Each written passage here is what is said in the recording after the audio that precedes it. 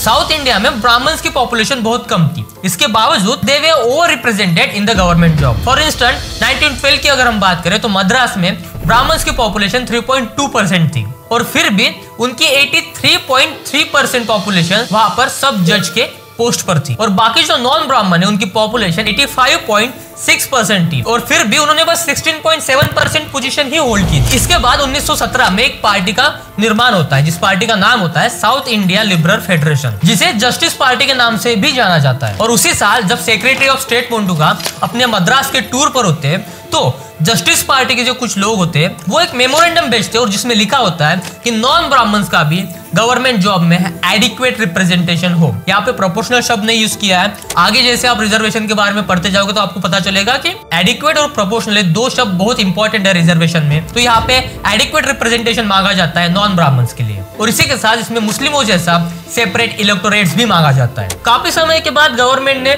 Madras legislative council में 65 में से 28 जगह नॉन ब्राह्मण्स के लिए रिजर्व कर दी और possibly this was the very first time of caste based reservation in the legislature in the British India. और इसी के साथ ये रिजर्वेशन दिया जाता है नॉन सेपरेट इलेक्टोरेट के बेसिस पर, क्योंकि 1920 का इलेक्शन कांग्रेस बायकॉट कर देती है तो इसका फायदा उठा के जस्टिस पार्टी जीत जाती है। जस्टिस पार्टी के जो मेंबर्स थे उनमें नॉन ब्राह्मण्स की संख्या ज्यादा थी। अभी वो क्या करते हैं कि ब्राह्मण्स की जो ओवर रिप्रेजेंटेशन है गवर्नमेंट जॉब्स में वो कम करती है और नॉन ब्राह्मण्स को एडिक्वेट रिप्रेजेंटेशन देना चालू करती है। ये जो ब्राह्मण्स का रिप्रेजेंटेशन कम करती है और नॉन ब्राह्मण्स का रिप्रेजेंटेशन बढ़ाती है, ये करती है मद्रास गवर्नमेंट एक मेमोरेंडम पास करके जिसे कहते हैं कम्युनल गो। कम्युनल गो में कहा जाता है the position in Madras should be distributed among the various community like Brahmins, non Brahmins, Muslims and other. और ये कम्युनल गो आगे जाके भारत के इतिहास में बहुत बड़ा योगदान देता है क्योंकि इसी की वजह से एजुकेशन इंस्टीट्यूट में रिजर्वेशन बाद में इंट्रोड्यूस किया जाता है, जिसके बारे में मैं कभी और वीडियो बनाऊंगा।